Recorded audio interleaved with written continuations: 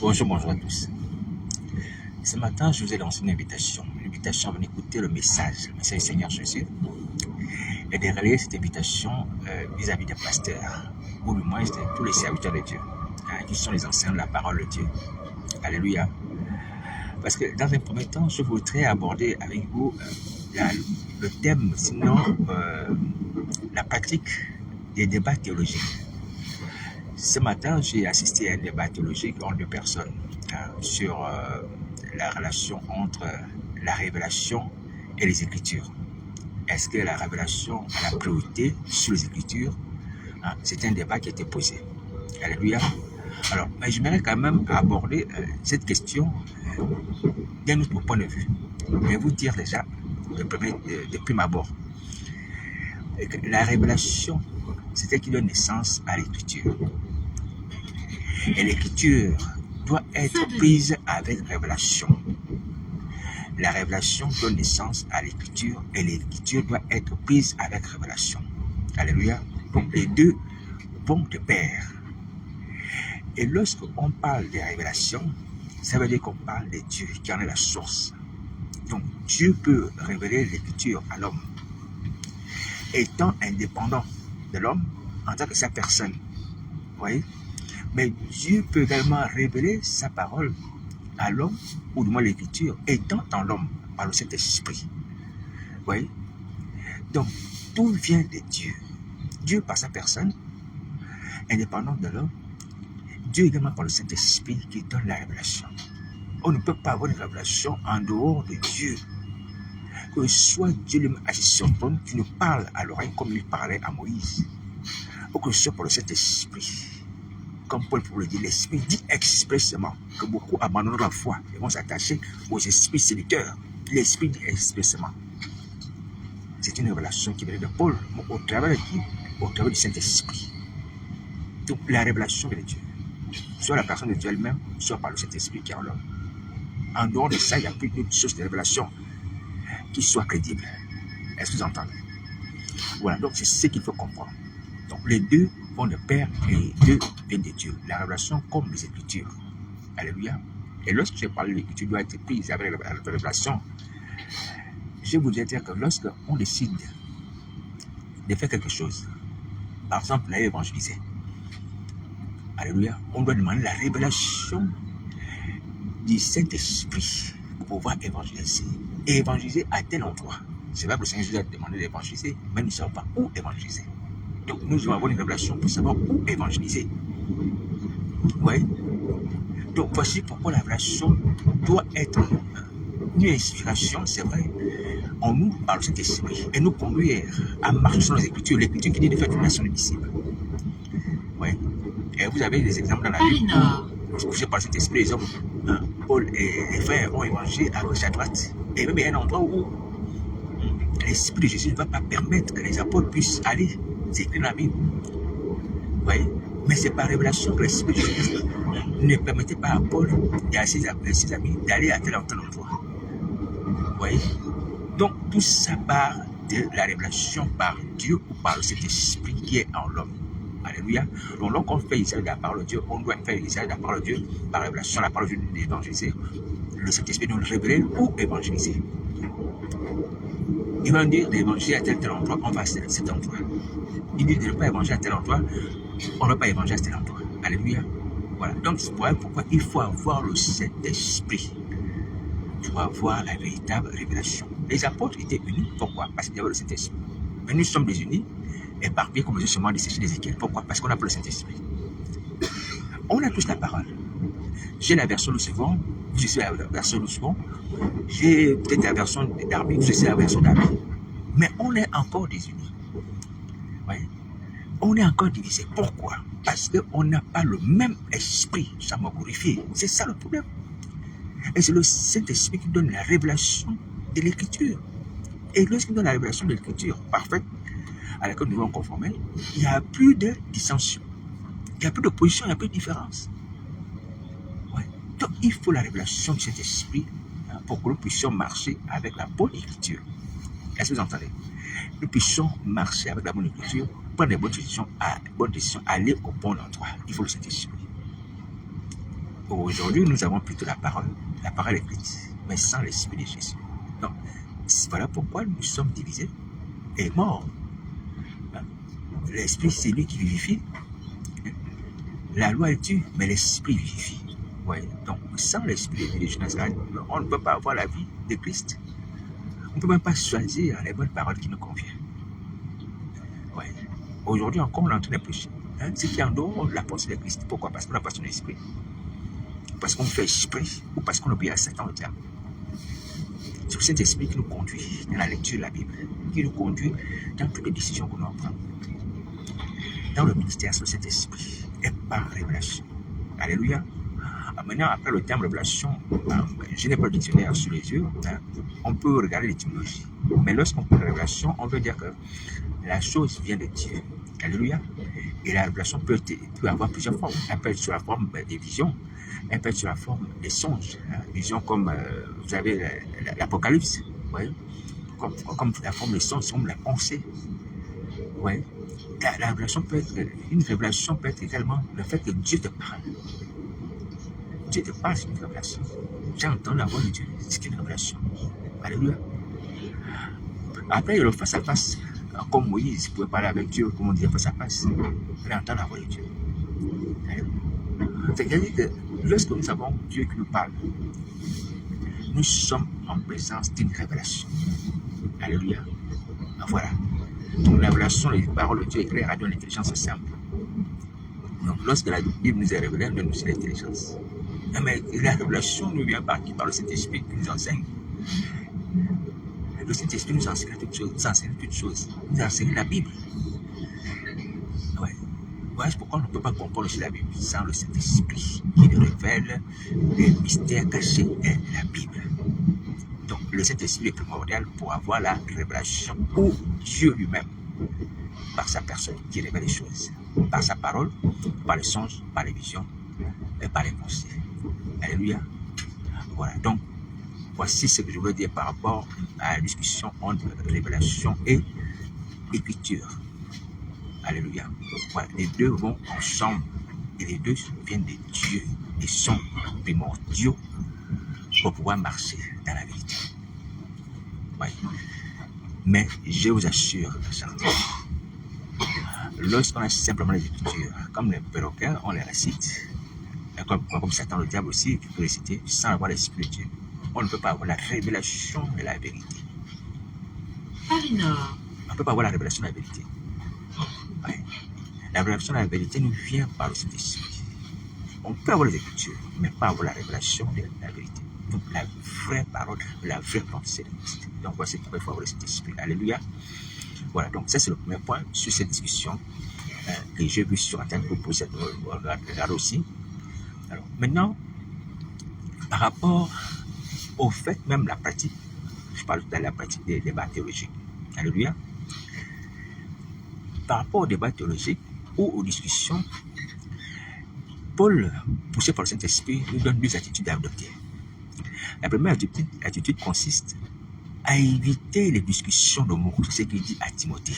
Il dit à Timothée, son fils dans la foi, d'éviter les discussions de mots. Ceux qui écoutent ces choses, iront dans la ruine. C'est ce qu'il dit à Timothée. C'est écrit dans la Bible. Et donc, c'est sa première attitude. Donc, on évite les discussions de mots. Les mots sur révélation, les mots sur apostasie, les discussions, les débats comme ça. Paul dit qu'il faut éviter les discussions sur le mot. Ça, c'est la première attitude. Alléluia. Mais une seconde attitude aussi que Paul préconise. Là, il parle à Tite. Et il dit à Tite que maintenant, il y a beaucoup de vains discoureurs. Des rebelles parmi les circoncis auxquels il faut fermer la bouche. Il le dit à Tite. Donc, parmi les circoncis, donc parmi les chrétiens, alléluia, les chrétiens juifs, il y a des vains discoureurs, il y a des rebelles qui se posent à la vérité. Mais il faut leur fermer la bouche. Au travers de quoi? Au travers des arguments, des vérités. Alléluia. Au travers de la démonstration, par des échanges. Par des échanges. Alléluia. En leur démontrant que Christ est le Fils de Dieu. Ou telle chose est vérité. Un peu comme Hyménée qui pouvait dire que la résurrection était arrivée. qui bouleversait la foi de beaucoup de personnes. Donc, ces gens d'individus comme Hyménée, qui a annoncé que la révolution, la résurrection était arrivée. Donc, il fallait fermer la bouche parce que ça a bouleversé la foi des gens. Et c'est ce que Paul va dire à Tite. Donc, la deuxième attitude consiste également à ne pas fermer la bouche, à ne pas se taire, mais entrer dans le débat. Alléluia. Donc, la deuxième attitude consiste à entrer dans le débat. Alors, maintenant, comment savoir que maintenant, face à cette discussion, je peux entrer dans le débat ou je ne peux pas entrer dans le débat? Je dois me taire ou je ne dois pas me taire par rapport à telle question, par rapport à tel débat sur la Bible? Il faut avoir maintenant la révélation du Saint-Esprit. Alléluia. Il faut avoir maintenant la révélation du Saint-Esprit.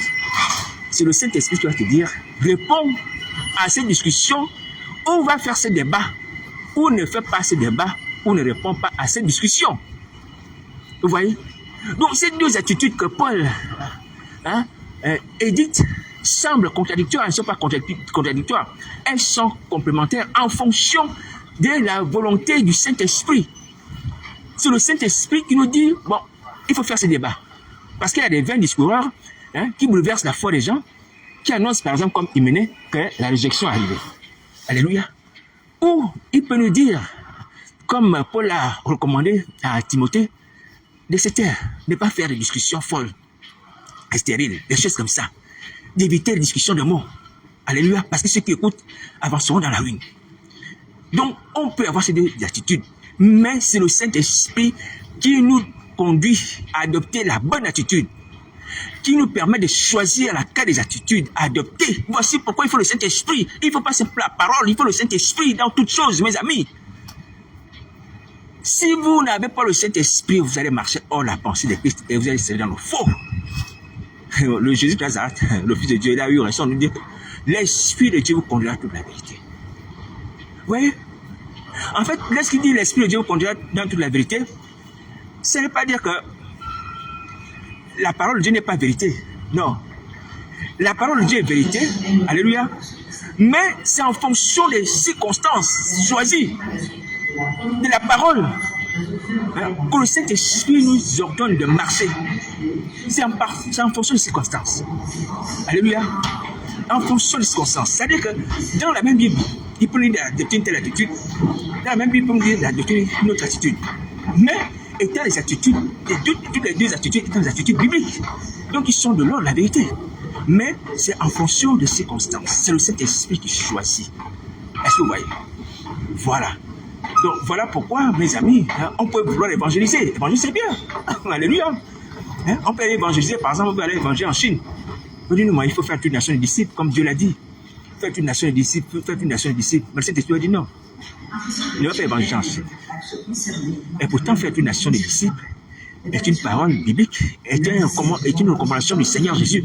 Donc c'est une parole de vérité. Alléluia. Mais simplement, le Seigneur Jésus a dit non, pas en Chine. Va évangéliser, par exemple, à Grenoble. Alléluia. Oui, va évangéliser à Grenoble. Mais la Chine, c'est une nation. Elle doit être disciple de Christ. Mais c'est le Saint-Esprit qui choisit. Est-ce que vous voyez?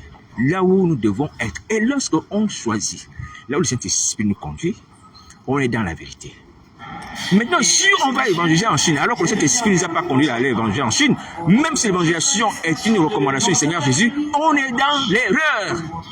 Bien que faisant ce qui est recommandé. Parce qu'on n'est pas au bon endroit. Est-ce que vous voyez? On n'est pas au bon endroit, on n'a pas écouté le Saint-Esprit. Voici pourquoi beaucoup de personnes ici en France ont des ministères sans avoir écouté le Saint-Esprit. Par eux-mêmes, ils ont des ministères. Par eux-mêmes, ils ont des ministères, ils sont venus en France ou en Belgique, peu importe. Ils ont bâti des ministères par le propre volonté. Vous voyez? Donc, il y a des choses comme ça. Donc, le problème, c'est quoi? Le problème, c'est que beaucoup d'entre nous, on n'a pas marché selon cet esprit. Et c'est ce qui nous a conduit dans l'erreur. Bien que voulant faire la volonté de Dieu. Alléluia. Bien que voulant faire la volonté de Dieu. Je vais conclure par rapport au débat théologique que nous pourrions faire, pousser pour le Saint-Esprit. Je dis bien pousser pour le Saint-Esprit, en prenant l'attitude que Paul recommande à Tite, c'est-à-dire de fermer la bouche aux vains discoureurs, aux rebelles. Alléluia. Parce qu'ils bouleversent la foi des gens. Par exemple, un débat qui met en cause la véracité de la parole de Dieu. On peut en parler, on peut ne pas en parler. Quelqu'un qui dénie à la Bible le caractère des livres fiables, ça me touche. Comment est-ce qu'on entend ça sur les réseaux? Alléluia. Tout chrétien a envie d'entrer dans le débat. Il peut m'avoir, mais après il faut que cet esprit te dise, va dans le débat. Ou ne va pas dans le débat. Alléluia. Voilà. Tout dépend du Saint-Esprit. Alors donc, maintenant, dans le cas où le Saint-Esprit nous dit d'entrer dans le débat, d'aller débattre, par exemple, du thème sur le fait que la Bible est la vérité, la Bible est la parole de Dieu. Vous voyez? Alors, nous devons avoir à l'esprit un homme loin du Saint-Esprit et enfin le doit avoir, je vous ai dit, des opinions arrêtées. Mettez cela par écrit, moi aussi. Les opinions arrêtées doivent nous mouvoir. Les opinions arrêtées sont en fait le sol de notre victoire, on peut dire comme ça. Même par rapport à Satan le diable. On va prendre l'exemple de Satan le diable. Les opinions arrêtées, c'est-à-dire nous avons des préjugés. Nous avons des choses qui sont préconçues d'avance. Le Seigneur Jésus a dit par exemple à la croix de Golgotha, tout est accompli. Alléluia, tout est accompli. C'est-à-dire que dans mon esprit, si je vais, on va dire, je vais à un débat, je sais que tout est accompli. C'est-à-dire que Christ a tout accompli, c'est-à-dire tout ce qui a été prophétisé a été réalisé. Alléluia. Maintenant, et si maintenant je considère que ce débat théologique auquel je vais participer, ou un pasteur va participer, est un combat spirituel, parce que c'est un combat contre la vérité. Alléluia. Un débat contre la vérité, c'est-à-dire un débat où la vérité te sent, c'est-à-dire qu'on dénie à la Bible le fait d'être un livre vrai. Alléluia. Alors, donc, un débat comme ça est un combat spirituel. Ça doit être pris comme un combat spirituel. Ça doit être pris comme une guerre spirituelle. C'est-à-dire que c'est une attaque contre la parole de Dieu. Et cette attaque-là a pour auteur Satan le diable. Il faut prendre les choses comme ça, noir sur blanc. Il ne faut pas raisonner, mes amis. Aujourd'hui, on est contre le mal. Le mal nous fait la guerre. Et l'auteur du mal, c'est le diable. Vous voyez, prenons les choses comme il faut, noir sur blanc. Comme Jonathan l'a dit d'ailleurs. Il a révélé d'ailleurs. Regardez, je prends un exemple. Je fais une petite parenthèse importante. Vous voyez, il y avait cette femme qui avait le dos courbé depuis longtemps. Alléluia. Elle avait le dos courbé. Et puis, un jour le sabbat, le Seigneur Jésus a imposé les mains à cette femme. Elle va dire que femme, tu es délivrée de ton infirmité. Elle va se redresser. Elle va glorifier Dieu. Alléluia. Mais les gens qui étaient là, les Juifs, vont dire, mais comment toi tu fais une guérison le jour du sabbat? C'est un sacrilège. C'est un sacrilège. Ouais, le Seigneur Jésus a dit, mais hypocrite, vous là, tel d'entre vous ne prend pas sa brebis, il ne donne pas de l'eau le jour du sabbat. Aussi une brebis tombe dans une fosse, tu ne dois pas la relever le jour du sabbat. À comme une forte raison, cette femme qui était manipulée, ou du moins qui était esclave de Satan, que Satan tenait en captivité. Ah, Seigneur Jésus. Je pense que j'ai fait une exhortation sur ça. Oui, je me souviens. J'ai fait une vidéo sur ça. C'est-à-dire que le Seigneur va dire que cette femme que Satan tenait en captivité. C'est-à-dire que le dos courbé de cette femme était le résultat de la méchanceté de Satan. Oui. Et donc Satan était derrière le mal que cette femme subissait. Donc Satan est derrière les maux que nous subissons. Il faut arrêter d'en bénir les choses ou de chercher des mots scientifiques. Parce que j'ai fait une exhortation sur ça. De trouver que c'est une déformation des os due au fait que peut-être elle s'était mal assise, ou due au fait l'âge, tout ça, Non. Il y a des choses sur lesquelles on n'a pas besoin de prendre des gants. Il faut aller directement. Satan est à l'origine des maux de l'humanité. Alléluia, les maladies, toutes ces choses. Le peu Éden, c'est Satan, l'auteur du péché originel qui a amené tout ça. Toute la souffrance humaine, c'est Satan le diable. Alléluia. Donc, jusqu'à ça va dire, cette femme que Satan tenait dans la souffrance, il fallait la délivrer bien le jour du sabbat. Vous voyez? Alors donc, c'est pour dire que nous avons un ennemi. Donc, ça dit que lorsque nous avons un débat théologique, il faut comprendre cela comme une guerre spirituelle, un combat spirituel contre le diable. Les pasteurs, les prophètes, comprenez-le. Quand vous allez sur les plateaux faire les combats, faire les débats, prenez les débats comme des combats spirituels. Prenez les débats comme des combats spirituels. Ce n'est pas un truc d'intellectuel ou de théologien, dire que moi je suis bibliste, je suis évangélique. Non, non, non. Prends ça de façon spirituelle comme un débat. Et tu viens combattre le diable.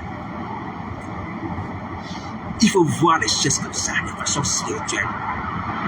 C'est pas un homme. Un homme est manipulé. Oui, c'est comme qui criait avec l'esprit Python. Oh, ces hommes, c'est les vrais apôtres. Ces hommes, c'est les vrais apôtres. Elle avait l'esprit Python. Et Paul va chasser l'esprit Python. Donc, quand quelqu'un vient de demander un débat, alléluia, il fait un débat avec toi. Considère qu'il s'agit là, bien entendu, un débat contre, un débat qui dénigre la Bible. Vous voyez, qui dénigre la Bible. Hein? Lui ôte son caractère de véracité. Comprend que c'est un combat spirituel, c'est Satan qui est derrière. Et c'est tellement cette personne est habitée par un esprit, peut-être un esprit de Python, peu importe, mais un esprit impur. Ça, c'est la première chose. Hein. Il faut le comprendre comme ça. Les hommes sont maintenant devenus des habitations, malheureusement, de Satan et de ses démons. Ils sont comme les femmes. Alléluia. Voilà, donc il faut comprendre des choses comme ça. Donc, tu vas à un débat, comprends que ça, il s'agit d'un combat spirituel contre le diable. Et l'élément qui combat la Bible, qui s'oppose à la Bible, doit être habité par un esprit impur. Donc, fort de ces informations, combat spirituel et personne possédée, tu règles d'abord le problème dans la prière. Alléluia. Tu règles le problème. C'est-à-dire que si tu as réglé le problème de la prière en intercédant, et étant poussé par cet esprit à aller ce débat, tu auras la victoire. Pourquoi? Parce que ils l'ont vécu à cause du sang de l'agneau, à cause de la parole de témoignage. Et Jésus promet de te donner une sagesse à laquelle tes ennemis ne vont pas résister. Il le dit. Vous voyez que même le Seigneur Jésus prévoit cela. Il dit que je vais vous donner une sagesse à laquelle vos ennemis ne vont pas résister. C'est écrit dans la Bible. Il va y avoir des discussions, il va y avoir des débats, mais il va donner une sagesse supérieure. Et Satan, le diable qui manipule les hommes, lui-même déjà va vaincu. Alléluia. Donc tu vas avec déjà, non pas un sentiment, avec une assurance. C'est ce que tu appelles opinion arrêtée sur la victoire. Jésus me donnera une sagesse supérieure. Et l'ennemi de mon âme qui manipule cet homme est déjà vaincu. Est-ce que vous entendez ça? Donc tu vas avec ces deux assurances. J'aurai la sagesse supérieure. Donc tu auras la victoire par rapport à ce débat. Deuxièmement, Satan, le diable, qui manipule cet homme, est déjà vaincu. Vous voyez? Et ce matin, j'ai écrit le verset biblique de Jacques qui dit: soumettez-vous à Dieu, résistez au diable et il fuira loin de vous. Alors, soumettez-vous à Dieu, résistez au diable, il fuira loin de vous. Alors, maintenant, pour vaincre le diable, il y a une condition: il faut se soumettre à Dieu. C'est la première condition, il faut se soumettre à Dieu. Mais toi qui es pasteur rebelle, tu ne te soumets pas à Nazareth, tu ne te répands pas de tes péchés. Comment tu vas avoir la victoire en résistant au diable? Comment Satan va fuir loin de toi lors d'un débat théologique? Satan sait les conditions pour le vaincre. Il connaît, puisqu'il lit la Bible. Il sait que pour me vaincre, il faut que la personne soit soumise à Dieu. Les démons le savent, ils lisent la Bible. Hein? Les démons le savent, ils lisent la Bible. Ils savent que pour nous vaincre, il faut que la personne soit soumise à Dieu. Ils observent, est-ce que cette personne est soumise à Christ? Ils observent, ils ont ces informations, alors ils obéissent. Voici pourquoi les 7 fils de Séba qui voulaient chasser les démons ne pouvaient pas. Parce qu'ils connaissaient Paul. Ils savaient que Paul était soumis à Dieu. Et ils pouvaient obéir à Paul. Paul pouvait leur résister lors des ordres. Ils obéissaient. Ils savaient que Paul est soumis à Dieu. Alléluia. Mais les 7 fils de Séba n'étaient pas soumis à Dieu. Mais ils ne pouvaient pas sortir de cet homme. Dis-moi, toi qui es-tu? Paul, on le connaît, Jésus, on le connaît, toi qui es. Alléluia. Parce que cette personne n'était pas soumise à Dieu, donc elle n'avait pas la légitimité pour les chasser. Et même le pouvoir de les chasser. Vous voyez? En beau prononcer le nom de Jésus, les démons ne sont pas sortis de cet homme. Bien entendu, il paraît que ces démons se sont acharnés sur cet homme, sur ces enfants-là. Vous voyez? Donc, c'est cela. Donc, le problème, c'est que vous allez dans les débats, vous n'êtes pas soumis à Jésus. Vous n'êtes pas soumis à Jésus pour demander de vous repartir au péché. Vous n'allez pas avoir victoire. C'est voilà pourquoi certains fanfarons sur le terrain disent que non, mais il y a un pasteur là que j'ai démoli. Il y a un pasteur là que j'ai confondu. Il y a un pasteur là que j'ai renversé son raisonnement. Il n'a pas pu tenir la tête. Il a raison de dire ça. Cet homme qui fait ce débat, les pasteurs, il a raison. Il a raison parce que vous n'êtes pas soumis à Dieu, vous n'êtes pas soumis à Christ. Vous ne pouvez pas faire la victoire. Et là, qu'est-ce que vous faites? Vous faites quoi maintenant? Quand vous allez dans les débats, c'est-à-dire que là, vous faites blasphémer, vous faites humilier la personne de Christ. C'est-à-dire que le public qui observe, il dit, mais dans les pasteurs qui nous prêchent la parole, ils sont des incapables. Ils n'ont pas la théologie, ils n'ont pas la connaissance, ils n'ont pas la révélation.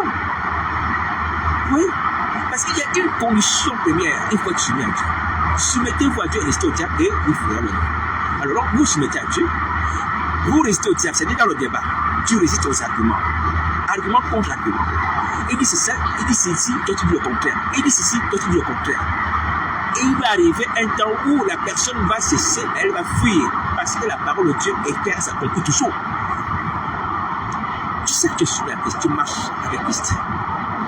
Ta vie est clean avec le Seigneur. Et tu résistes à l'adversaire devant toi, à ton débatteur. Il va forcément baisser au moment où il va baisser les bras, il va laisser les armes. La parole de Dieu va s'accomplir. Et tu auras la victoire. Mais le problème, vous allez dans les débats, vous n'êtes pas soumis à Dieu. Vous n'êtes pas soumis à sa parole. Mais voici pourquoi vous êtes lamentablement humilié. Et c'est le nom de Dieu aussi qui est bafoué aussi. À cause de vous. Voyez? Dieu va le dire. Que personne ne pourra résister à la sagesse d'Étienne. Même parmi les Juifs qui venaient contester la divinité de Christ, le caractère messianique de sa mission, personne n'a pu résister à la sagesse d'Étienne, c'est écrit dans la Bible. Parce qu'il était soumis à Dieu, marchant sur l'esprit de Jésus. Vous voyez? Il faut arrêter de faire les fanfarons aussi, les spoufs, pour se faire voir. Non, il faut arrêter ça. On n'est pas dans des conditions de mener des débats. Arrêtez de vous faire battre. Le chrétien ne doit pas se faire battre dans les débats. Impossible. Impossible. Je dis bien débat inspiré par cet esprit. Quand il y a des vains discoureurs auxquels il faut fermer la bouche. Nous sommes les gens du monde, nous sommes les gens dedans. Parce que Paul, par la titre, il parle des mêmes des circoncis. Vous voyez? Un chrétien ou cet esprit qui marche selon Christ, soumis à Jésus Nazareth, ne peut pas être défait dans un débat. Impossible. Mais l'esprit, Christ, l'esprit supérieur, l'esprit sagesse, l'esprit de vérité. Christ lui-même dit que je vous donne une sagesse supérieure à ces hommes. Comment un païen qui a lu quelques écritures va t'amener toi à fermer la bouche? Ça, c'est pas possible. Parce que vous n'êtes pas soumis à Christ. Et vous ne pouvez pas résister. Et voilà pourquoi vous êtes humilié comme ça sur Internet. Et c'est une honte. Mais je dis que cette honte, c'est pour vous. C'est pas pour Christ. Je le dis souvent, cette honte, c'est pour vous. Pour ceux qui ont le catholicisme, quand les gens disent que les chrétiens sont comme ça, je dis non, ce sont les catholiques. Ce ne sont pas les chrétiens, ce sont les catholiques. Ah, mais on ne croit pas en Jésus, on ne croit pas en Christ, on ne croit pas à sa parole. Regardez ce que les catholiques ont fait à travers le monde entier, en Amérique, ils ont décimé les Indiens, patati patatra. J'ai dit oui, ils sont les catholiques, ce n'est pas les chrétiens. Christ n'a pas créé l'église catholique. Christ n'a pas enseigné de baptiser bébé. Christ n'a pas obligé les gens à être célibataires. Ce sont les catholiques, c'est leur responsabilité. Ah non, il faut décharger Jésus de Nazareth de tout ce qui est confusion, où on va lui attribuer des défaites démoniaques ou des actes démoniaques dont il n'est pas l'auteur. Hein? C'est pas possible. Le Seigneur Jésus a pris l'amour. Il ne nous a pas pris à exploiter les êtres humains. Comme les prêtres catholiques vont l'inspirer aux conquistadors en Amérique latine. Lorsqu'ils vont découvrir l'Amérique, ils vont leur dire, maintenant il faut prendre les Indiens comme esclaves et tout ça. Après, les Indiens, il faut prendre les Noirs. Comme on dit. Ça, c'était Bartholomé de las Casas. Bartholomé de las Casas. Un prêtre catholique, peut-être dominicain ou jésuite. Ouais, c'est ce qui va inspirer aux conquistadors, voyant que les Indiens étaient en train de périr. Pendant qu'ils étaient en train de bâtir, soi-disant, les couvents, les séminaires, choses comme ça. Non, allez-y prendre les Africains. Parce qu'ils paraissent plus solides. C'est là où les Portugais sont allés chercher les Africains avec les Espagnols. C'est Bartholomé de las Casas, la tête négrière. C'est lui qui était l'inspirateur de ces choses. Hein? Selon ce que nous avons appris. Vous voyez, les catholiques. Ils étaient avec les conquistadors. Ils étaient avec ces faux chrétiens qui sont venus en Amérique, soi-disant, on va évangéliser les Indiens.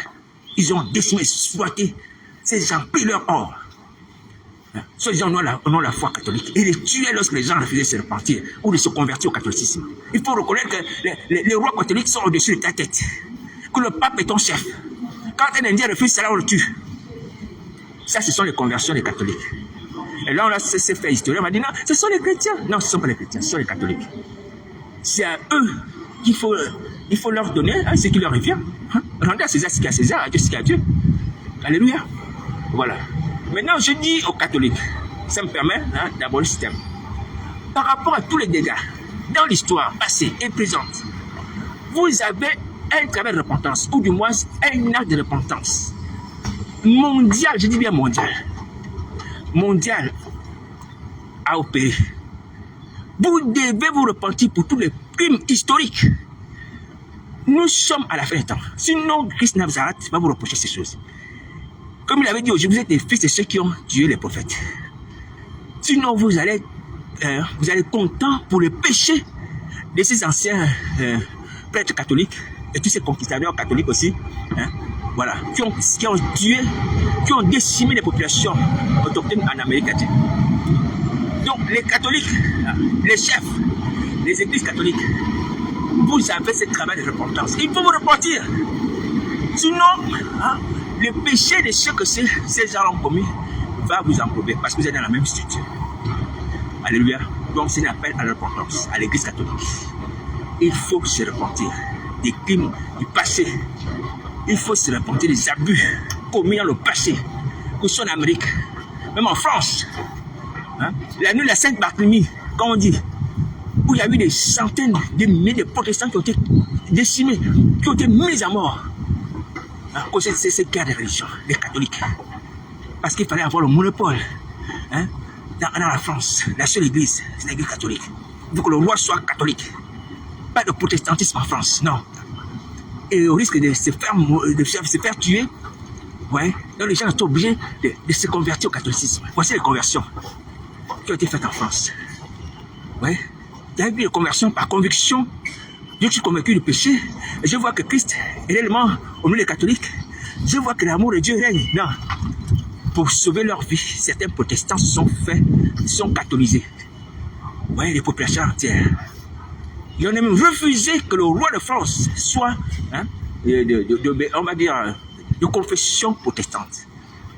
Il y a un roi qui, je pense, il y a un moment, qui était catholique, je ne sais pas si c'est François Ier, je ne sais pas trop, qui était protestant, après il est devenu catholique. Oui, il y a des choses comme ça. Vous avez du sang dans votre histoire, du sang répandu, ici en France. Voici pourquoi les Français sont réfractaires à l'évangile. Vous n'êtes même pas encore repentis. Sans parler des crimes là, des crimes de pédophilie, qui n'en finissent pas à travers le monde entier. Mais c'est pas possible, vous n'êtes pas l'église de Christ. Alors, donc je voudrais dire aux évangéliques, lorsque vous évangélisez les gens, parce que les païens ou les musulmans ou toutes les autres religions, non mais vous les chrétiens, vous êtes comme ça, faites comme ça, faites comme ça. On fait référence à ce que les catholiques ont fait. Il faut dire non, les catholiques ne sont pas les chrétiens. Il faut le dire. Parce que Christ n'a pas recommandé de violer les enfants. Christ n'a pas recommandé de tuer les gens au nom de la foi catholique ou d'obliger les gens à se convertir au catholicisme. Christ n'a pas fait ça. Oui? Christ n'a pas fait ça. Christ c'est l'amour. Christ le pardon même des ennemis. Il faut préciser, le christianisme ce n'est pas le catholicisme. Non. Le christianisme c'est Jésus-Christ Nazareth, sa doctrine, sa personne et l'enseignement des apôtres autour du Saint-Esprit et dans la Bible. Une fois j'ai discuté, ou du moins j'ai mis un commentaire sur, je crois sur Épicure ou Spinoza, je ne sais plus trop, l'un des philosophes qui dénigrait également la foi chrétienne. Alléluia. Il dénigrait la foi chrétienne, tout ça, il était athée, il pensait que l'homme était un être qui pouvait penser par lui-même, il n'avait pas besoin des valeurs de l'église, enfin des valeurs chrétiennes, tout ça, toutes ces choses-là. Alors, tous ces penseurs qui sont devenus philosophes, même les gens de la Révolution française, sont devenus athées, ont choisi de ne plus croire. Pourquoi? Mais parce que les catholiques ont montré une mauvaise image du christianisme. Une image aux antipodes de ce que Christ a recommandé. Vous voyez? L'amour, le pardon, le partage, rien de ces choses. Rien de ces choses. Tu vois, dans ce commentaire, j'ai dit, voilà, Le problème de ce penseur philosophe connu, c'est qu'il a pris les catholiques comme référence. Et donc, en prenant les catholiques comme référence, il a jugé le christianisme. Il dit que non, le christianisme est mauvais. D'accord, le catholique, non. Il dit que le catholicisme n'est pas le christianisme, c'est pas la référence. Elle peut être la religion la plus répandue dans le monde, mais ça ne veut rien dire. Alléluia. Dieu cherche un petit troupeau fidèle, un troupeau qui le craint. Voici pourquoi Noé et sa famille, les seuls ont été sauvés. Ce n'est pas le nom qui importe, c'est la crainte de Dieu. Alléluia. Voilà, donc il faut le dire. Il faut vous défendre de ces mauvaises images que véhicule le catholicisme qui englobe la chrétienté. Il faut refuser ça. Même s'il y a certains points positifs, c'est vrai, mais ils sont minimes. Ils sont minimes. Il y a certains points positifs, ils sont minimes. Ils sont minimes. Alléluia. Mais la majorité, ce sont des crimes. La majorité, ce sont des crimes. Et donc, l'Église catholique a le devoir de se repentir. Alléluia. Alors, donc, c'était une parenthèse utile pour tout le monde. Nous devons nous repentir. Et dans cette voie de repentance, les évangéliques, les protestants aussi, sont entrés dans la danse. Ouais, on commet aussi les mêmes abus vis-à-vis des femmes. On entend ça. Des pasteurs qui enseignent les femmes. Des pasteurs qui violent les femmes. Hein? Ouais. Donc, ce sont les mêmes abus. Il faut vous repentir. Donc, voici pourquoi je vous dis de vous repentir. Sinon, vous serez puni. On va continuer encore à parler de la repentance jusqu'à ce que vous puissiez vous repentir, jusqu'à ce que le Christ Nazareth, si vous ne vous repentez pas, vous frappe. Donc, il faut se repentir. Voici la parole du Nazareth. Alléluia. Voilà. Donc, pour ce qui concerne les débats, donc, retenez que n'allez pas dans le débat. Ce n'est pas la peine. Même si Paul dit, hein, dans certains domaines, il faut fermer la bouche au discoureur. Vous ne pouvez pas dans l'état actuel parce que vous n'êtes pas soumis à Jésus. Vous n'avez pas l'esprit de Jésus qui vous donne la sagesse et l'intelligence avec laquelle vous parlez. Alléluia. Vous parlerez. Vous voyez? Ce n'est pas vous qui parlez, mais l'esprit de mon Père, c'est ce que Christ Nazareth dit. Toi, tu vas parler avec l'esprit, l'intelligence. Non, tu seras confondu. Même face à Satan, le diable, tu seras confondu. Tu as beau citer les Écritures, tu seras confondu tant que tu n'as pas le Saint-Esprit et tu n'es pas soumis à Jésus. Donc, ce n'est pas la peine. N'allez pas faire des débats, n'allez pas vous couvrir de honte. N'allez pas vous couvrir de honte. Mais moi, je vous assure, en tant que votre frère, j'assiste à ces choses, mais je me dis, vous prenez beaucoup de risques. Et voici pourquoi vous faites ridiculiser. Alors donc, maintenant, si un enfant de Dieu au Saint-Esprit est poussé par le Saint-Esprit, doit fermer la bouche au dictateur de la Bible. Alléluia. Il doit aller avec ses opinions arrêtées que Christ va lui donner une sagesse supérieure. Alléluia. Et que, étant soumis à Dieu, il va rester au diable, le diable fuira loin de lui, donc il aura la victoire. Dans ce débat, il aura la victoire. Alléluia. Ouais. Le chrétien est victorieux, honnêtement, dans tous les domaines. Tous les domaines de la vie.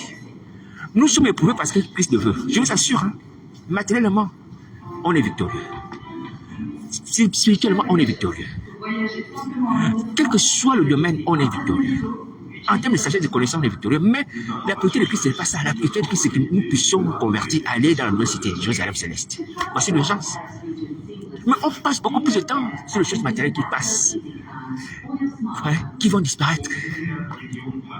J'étais en train de penser à quelque chose qui s'est passé hier ou avant-hier, en regardant certains cultes que nous faisons, des enseignements, vous voyez. Il y a une pensée qui me venait à l'esprit, je me suis dit, Seigneur, pendant qu'on est en train de nous réunir là, on passe du temps des heures. Il y a des gens qui sont en train de mourir quelque part dans les lits d'hôpitaux, quelque part dans les rues, sans Christ. On est dans l'assemblée, on est peut-être 15 personnes. On va dire 16 personnes. On finit de s'exhorter, de faire la Sainte Seine, tout ça, on repart à la maison. Mais est-ce qu'on prend conscience aussi qu'aujourd'hui, au moment où on a fini la réunion, il y a des gens qui sont en train de perdre l'âme quelque part, sans Christ. On peut se réunir, c'est un enfant de Dieu. On fait le culte, c'est vrai. Après, paf, il faut aller en mission.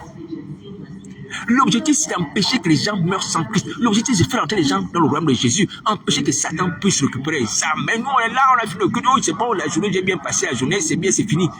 Mais si on avait les informations sur le nombre de personnes qui meurent, voici la pureté de Jésus. Les gens qui meurent sans lui, les gens qui meurent sans lui, les gens qui meurent sans lui, tous les jours. Est-ce qu'on a ça en tête, on a ça en esprit? Ah, Seigneur Jésus, c'est pas vrai. On est là pour donner la vie, mes amis. La vie de Christ, on est là pour donner la vie de Christ. Il faut aller dans les hôpitaux, il faut aller dans les rues, il faut aller dans les prisons, il faut aller dans les gares, les carrefours, dire aux gens, convertissez-vous, donnez vos vies à Jésus. De peur que si vous mourrez, vous n'allez dans le temps de feu. Mais pour que vous puissiez entrer dans le paradis, la nouvelle cité, Jérusalem céleste, où Jésus Nazareth a envoyé son serviteur aller dans les carrefours, faire entrer les gens dans sa maison. Les cultes ne sont pas mauvais si nous sommes restaurés. Alléluia. On fait le culte, on est restauré, c'est bien. Mais on n'oublie pas d'aller urgemment après le culte faire l'évangélisation. On n'oublie pas d'aller faire l'évangélisation, de sauver les âmes au maximum et de prier, Seigneur, qu'il y ait personne dans mon quartier. Personne ne meurt aujourd'hui sans Christ. Seigneur, pardon. Est-ce qu'il y a quelqu'un que Satan veut prendre l'âme aujourd'hui? Conduis-moi vers cette personne. Conduis-moi par révélation à prêcher l'évangile à quelqu'un aujourd'hui que Satan a décidé de prendre l'âme parce que c'est le dernier jour de son contrat avec le diable. Et comme cette personne n'a pas versé la cotisation de sang, Satan promet de prendre l'âme de cette personne. Conduis-moi vers cette personne afin de pouvoir l'amener vers toi, que cette personne soit sauvée. Tu pries comme ça. Beaucoup de personnes sont les pactes au diable. Et les gens aussi qui sont certainement affolés en son esprit parce qu'il n'a personne donné. Satan lui réclame une vie. Et donc Satan a décidé de prendre la vie de cette personne. Dans le secret, tu pries comme ça. J'ai peur que si Satan entend cette prière, hein, il va prendre l'âme de la personne avant que tu n'arrives. Vous voyez? Bon, c'est les prières qu'il faut faire. Il faut prendre conscience que les gens meurent. Jusqu'à Satan est venu sauver. On fait les réunions d'intercession, on va à l'évangélisation. Après, on fait les cultes, on va à l'évangélisation après. On fait les mariages, on va à l'évangélisation après. On fait les baptêmes, on va à l'évangélisation après. Quoi que nous fassions, mes amis, mes frères et sœurs, quoi que nous fassions, il faut aller à l'évangélisation, il faut sauver les âmes. Voici pourquoi nous sommes ici-bas. On n'est pas là, on a fait l'évangélisation, c'est le pause, on dort, on est là devant la télé, télécommande en main, ou bien là sur Internet, on est en train de regarder les vidéos. Non, mes amis, les gens meurent. Est-ce que nous prenons conscience de ça? Est-ce que nous prenons conscience de cette urgence? Vous voyez, je ne suis pas meilleur. Vous allez me dire, mais toi, tu fais quoi? C'est vrai. Christ m'a donné une mission. Je ne me justifie pas, mais je dois le faire. C'est de vous dire, vous, les gens qui ont le ministère, les pasteurs, les apôtres, de quitter la sorcellerie, de quitter le domaine des ténèbres, là où vous êtes, de passer à sa lumière et de faire la mission ensemble. Donc, vous êtes encore au stade où Jonas est dans le vent du poisson, mais les gens de Ninive là-bas sont en train d'attendre, ou certainement certaines personnes sont en train de mourir. Est-ce que vous voyez? Donc, Christ m'a envoyé pour que vous puissiez sortir de là où vous êtes, pour qu'on aille ensemble à Ninive. Réveillez-vous. Repentez-vous, convertissez-vous, devenez les enfants de Dieu. On va prêcher l'évangile, on va sauver les enfants, on va amener les gens au salut. On va amener les gens à croire en Jésus-Christ afin que ces personnes soient sauvées. Réveillez-vous, dépêchez-vous. Je ne suis pas pasteur, mes amis, je ne suis pas pasteur. Je suis venu humblement, comme une voix indigne, dire aux gens de l'église qui sont tombés de vous réveiller et de faire la mission. Si les gens pensent que moi je vais créer une église, je vais avoir une église. Non, ce n'est pas ça que Christ m'a donné comme mission. Il ne m'a pas donné à gérer une église, non. Il m'a dit de parler à l'église. Comme il a dit à Jean, écrit à l'ange de l'église de Thyatire, écrit à l'ange de l'église d'Éphèse, écrit à l'ange de l'église, écrit. Je parle aux églises. Je n'ai pas une église et je ne dois pas former une église. Je ne dois pas diriger une église. Je n'ai même pensé, je me suis dit, mais Seigneur, bon, bref. Est-ce que cette mission va s'arrêter un jour? Je ne sais pas. Alléluia. Parce que je n'ai pas le droit de faire ce que je veux. Même si je m'arrête. Je me dis, bon, si moi j'essaie de bâtir une église, on va parler de cet esprit dans ma maison.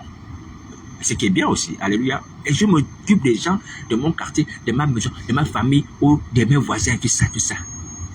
Mais la mission de Christ ne sera pas faite. La mission première de Christ qui est de m'utiliser pour que sa voix, celle de la repentance, soit entendue aux quatre coins du monde ne sera pas faite. Je veux me circoncire à un petit domaine, à un quartier, à une région, à un pays. Mais les autres nations, elles seront atteintes comment? Par le message de la repentance. Oui. Donc c'est pour dire que chacun a sa mission, humblement, sans vous être quelque chose. Aujourd'hui, moi je dois me battre pour que la voix de la repentance soit entendue. Non pas seulement en France. Et j'ai béni le Seigneur Jésus qui m'a permis que ici en France, hein, il y a une multitude de nations. Alléluia, des personnes de toutes nations. Et sur ma page internet, hein, j'ai des églises du Canada, du Maroc. Tu vois, j'ai béni le Seigneur Jésus pour ça. Ouais, parce que la volonté de Christ est que son message de repentance soit entendu à toutes les églises, comme il a dit à Jean d'écrire à toutes les églises. Et cette église a choisi. Alléluia. Voilà. Donc ça, c'est ma mission. Je dois m'en battre. Et je peux le Seigneur juste pour ça. Donc les églises du Gabon, Côte d'Ivoire, Congo, Mali, Burkina, Canada, Maroc, Algérie, les Kabyles, je partage sur les messages sur ma page internet. Ouais, parce que c'est ma mission de parler aux églises, aux églises. Ce n'est pas de bâtir les églises, mais de parler aux églises. Les églises qui sont tombées, effectivement. Alléluia. Ma mission, c'est de parler aux églises, ce n'est pas de bâtir les églises. Mais ça n'empêche pas que moi aussi, je suis membre d'une église, l'église de Christ Façon Universelle, et que je peux aussi, hein, dans ma famille, dans ma maison, participer à un groupe familial. Ouais. Ou quelque part dans mon quartier. Mais j'ai une mission de parler aux églises. Je ne suis pas pasteur. Oui. Donc l'objectif pour moi, ce n'est pas de bâtir une église, une assemblée, dire que je suis à la tête des disciples, des chrétiens, tout ça. Non, moi c'est de parler. De parler aux églises, de dire voilà ce que Christ veut. Voilà ce que Christ veut qu'on puisse faire. Voilà ce que... Et j'ai vu encore dire humblement que je suis à la disposition du pasteur, l'apôtre, du prophète, peu importe, l'homme de Dieu qui veut sortir des ténèbres et qui a besoin de soutien. Parce que Christ m'a envoyé pour ça. Parler et aider les autres. Aider les hommes de Dieu. Non pas pour être établi comme un homme de Dieu, pasteur, prophète, dans l'église. Non. Pour prier avec vous, les hommes de Dieu. Nous relever ensemble. Alléluia. Voilà. Marcher à nouveau avec Jésus de Nazareth. Et après, je termine ma course. Ouais. Comme Philippe a été envoyé parler à l'évêque éthiopien, qui lisait la Bible. Il lisait le prophète Isaïe. Et puis, à un moment, Philippe va parler avec lui, et puis l'évêque éthiopien va dire, bon, voici qu'est-ce qui me manque pour que je sois sauvé, quelque chose comme ça, je sois baptisé. Et Philippe va dire, si tu crois, et l'évêque éthiopien va dire, je crois que Jésus Nazareth est le Fils de Dieu. Il va dire, si tu crois sur ton cœur. Ouais. Et quand l'évêque va être baptisé, après, la mission de Philippe est finie. Philippe est parti ailleurs. Ouais. Philippe est parti. Est-ce que Philippe est resté le père spirituel? Il dit que bon, maintenant, il faut que tu m'amènes les dîmes, il faut que tu m'amènes les offrandes, il faut que tu m'amènes. Non. Et Philippe a fini sa mission. C'était moi le nuit que tu peux ce jour-là reçu le Saint-Esprit. Avec le Saint-Esprit, lui aussi est parti faire des nations là-bas, des disciples. Hein? Alléluia. Et certainement une église s'est constituée. Il était plus seul. En étant baptisé d'eau, certainement il a reçu aussi le Saint-Esprit. Donc c'était suffisant pour que le Saint-Esprit puisse utiliser cet homme pour pouvoir également bâtir d'autres églises en Éthiopie. La mission de Philippe était finie. Est-ce que vous voyez? Donc humblement, voici ma mission. Donc je suis disponible. Mon numéro de téléphone c'est le 07 58 48 48 71. Voilà. Compris ensemble, on se relève ensemble. On reprend marche avec le Seigneur ensemble, toutes les personnes qui sont tombées et ceux qui n'ont jamais entendu Christ. Après, maintenant, vous marchez, vous êtes ici le ministère, selon vous appelle, ceux qui ont été appelés. Mais si quelqu'un n'a pas été appelé, tu t'assois, le Saint-Esprit nous dit ce qu'il faut faire. Tu as conseillé le ministère sur la base de l'envie, de l'orgueil. Parce que tu as vu les autres ici avec les ministères, les amis d'enfance, des personnes comme ça. Vous voyez? Ou le moins, tes frères en Christ sont devenus des pasteurs. Toi aussi, tu as voulu devenir pasteur. Et à sorcellerie aidant, voilà, tu es arrivé à tes fins, et tu te répands tout cela. Qui va diriger le si tu te répands? Tu n'as pas été appelé. Le Saint-Esprit va ordonner à une personne appelée pour pouvoir diriger l'œuvre. Si tu n'as pas été appelé, tu t'assois. Tu restes humble, tu dis, c'est pas grave. Voici les fidèles, voici la personne que Christ a établie. Moi, je vais devenir sa prière. Mais je sais que ça, franchement, j'espère que nous serons capables de faire ça. Nous serons capables de faire ça, j'espère. J'espère. Je n'ai pas douté, j'espère. Et je prie vraiment que vous soyez capables de faire ça. Et vous puissiez dire, même si j'ai transpiré, j'ai fait l'évangélisation le porte-à-porte, pour que cette œuvre voit le jour. Mais je n'étais pas été appelé. Je préfère déléguer cette œuvre à quelqu'un qui a été appelé. Et faire la volonté de Dieu m'a baissé. Bravo. Bravo sur cet esprit. Bravo sur cette pensée. Mais que Dieu nous aide à y parvenir. Que Dieu nous aide à y parvenir. C'est ça l'attitude des petits enfants. Parce que si on n'y arrive pas, c'est impossible. Si on connaît que cette idée-là, c'est pour moi. Les enfants qui sont nés dans la foi là, sont à moi. Ce sont mes filles dans la foi. Ce sont mes enfants dans la foi. On ne sera jamais sauvé. On ne sera jamais sauvé. Jamais. Alléluia. Donc il faut revenir, comme le fils prodigue, il est revenu à son père. Alléluia. Il faut revenir à la situation d'antan. Il faut revenir il faut revenir à la situation du départ. Au départ, tu n'avais pas été appelé. Alléluia. Tu reviens au départ où tu n'avais pas été appelé. Je parle ici aux femmes. Et les femmes qui sont devenues les mamans pasteurs. Vous avez des fidèles, mais au départ, vous n'étiez pas des mamans pasteurs. Oui. Mais revenez comme vous étiez avant, revenir à cette attitude-là, revenir à cette position. C'est ce que Jonas nous demande pour sauver vos vies. Laissez les ministères aux hommes. Jésus de Nazareth même se chargera de trouver un homme ou un de cet esprit pour diriger le. Alléluia. Ton obéissance sera récompensée. Si tu voudras servir le Seigneur Jésus, il va te confier certaines missions dans l'église. Tu peux être diaconesse, pas par ta volonté, par la volonté du Seigneur. Ou même de l'intercession, c'est déjà une bonne chose. On a besoin de prière. Ce qui est important, ce n'est pas d'être vu. Ce qui est important, c'est que Dieu soit vu. Dieu soit vu. Est-ce que vous voyez? Ce qui est important, c'est que Dieu soit vu. Et que nous puissions faire ce qui est fidèle. Même si c'est peu, mais nous le fassions avec fidélité. Et avec zèle. Et avec sincérité. Tu es membre d'intercession. Tu n'es même pas responsable d'intercession. C'est pas grave.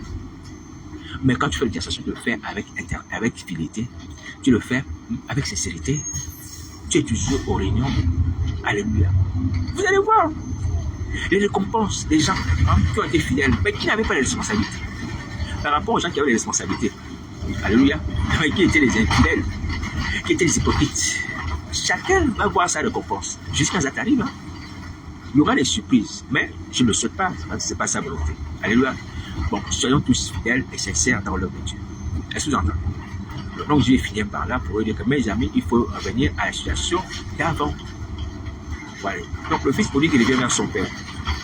Même si vous a quitté les prostituées et le pays lointain. Donc, vous revenez, vous coupez les liens avec le diable. Vous coupez les liens avec les prostituées, vous coupez les liens avec les démons, vous coupez les liens avec les esprits malins. Vous quittez le monde satanique. Dieu va se charger de vous restaurer par son Fils. Il va vous donner une belle part dans sa maison. Il va vous ramener. Est-ce que vous entendez? Donc voici la parole du Seigneur Jésus. Il faut se repentir. Il faut se repentir. En allant là où on était avant le péché.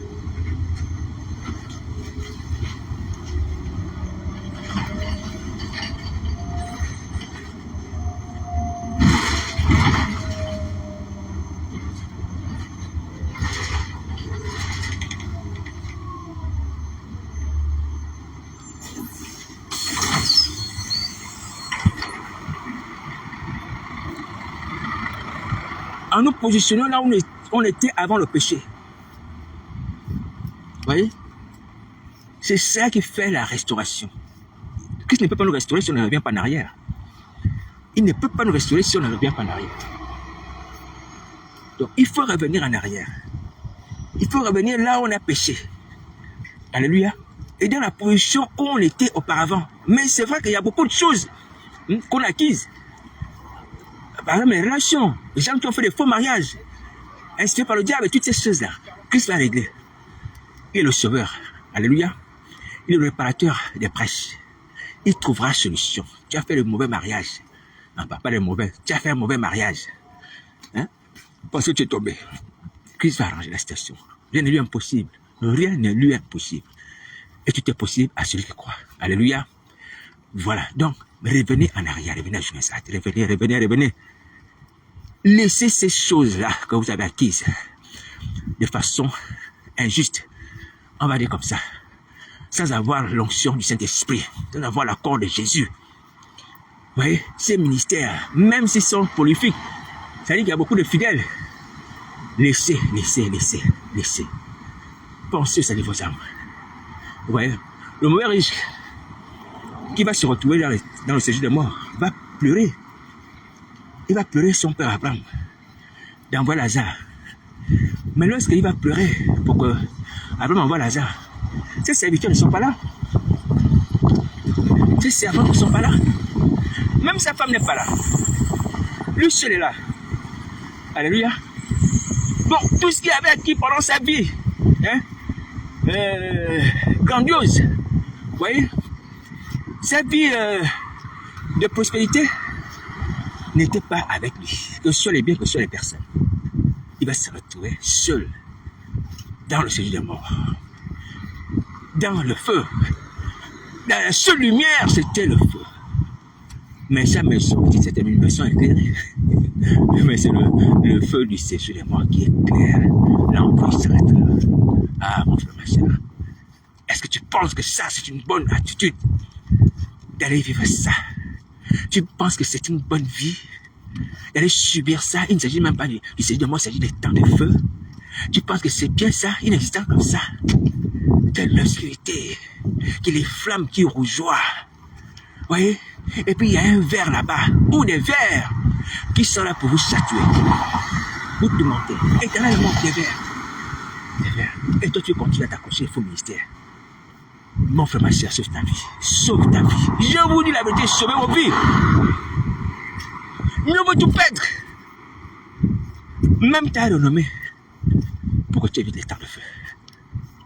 Sauvez vos vies. Sauvez vos vies. Que le sang de Nazareth libère vos âmes de tout enchantement fait par le diable. Qui vous pousse à conseiller ces choses comme de l'or. Dis Amen. Dis Amen. Dis Amen que cela m'arrive. Dis Amen. Que ce voile se déchire de tes yeux. Tes yeux soient ouverts sur les choses qui sont réelles, essentielles et vraies. Et non sur les futilités. Tu dois voir, non. Tu dois être vu à la télé. Tu dois être vu sur YouTube. Tu dois avoir beaucoup de vues. Voilà ce qui te préoccupe encore. Ah, Seigneur Jésus. J'ai même entendu cette folie. Quelqu'un qui va partir le diable pour avoir les vues sur Internet. Ouais, Internet est devenu une nouvelle idolâtrie. Hein? Il faut avoir les vues sur Internet. Les gens vont partir devant leurs âmes. C'est pas possible. Mais vous pensez que votre âme, c'est quoi? C'est un bout de pain? Vendre son âme à Satan? Livrer son âme à Satan à l'étang de feu? Non, mais c'est pas possible. Peu importe les raisons. Même le Seigneur, je l'ai dit. Que c'est un homme de gagner le monde, c'est perd son âme. Même le monde entier. Mais toi, tu vas vendre ton âme pour avoir les vues sur Internet. Ah, Seigneur. Les gens sont encore aveuglés. Que cet aveuglement vous quitte à cause du sang de Jésus. Dis Amen. Le serpent est un enchanteur. Il est en route. Dis Amen. Que l'aveuglement me quitte. Et que je tourne mes yeux vers Christ. Je suis mon âme. Dis Amen. Que ce voile se déchire. Dis Amen. Quelles que soient les choses d'envoûtement, hein, pour réaliser que ton âme est précieuse, cet envoûtement termine aujourd'hui. À cause du sang de Jésus. Dis Amen. Tu reçois. Dis Amen. Mais va prier maintenant. Va prier. Préoccupe-toi de ton âme. Va prier maintenant. Arrête de pécher. Tu refuses la mission. Parce que c'est au prix de ton âme. Tu vois, tu commets les abominations et méchancetés. Et pour que ton âme, non pas soit sauvée, mais pour que ton âme souffre. Satan te fait travailler pour que ton âme souffre. Ton âme sous le feu. Donc, va te repentir urgemment. Allez, depuis du temps. Donc, est-ce que tu as compris? Donc, les missions qui t'ont été confiées. Si vous voulez accomplir quelque chose de maléfique aujourd'hui, nous sommes mardi, vous arrêtez. Vous arrêtez ça, vous allez repartir urgemment. Donc, voici la parole de Christ. Bon courage.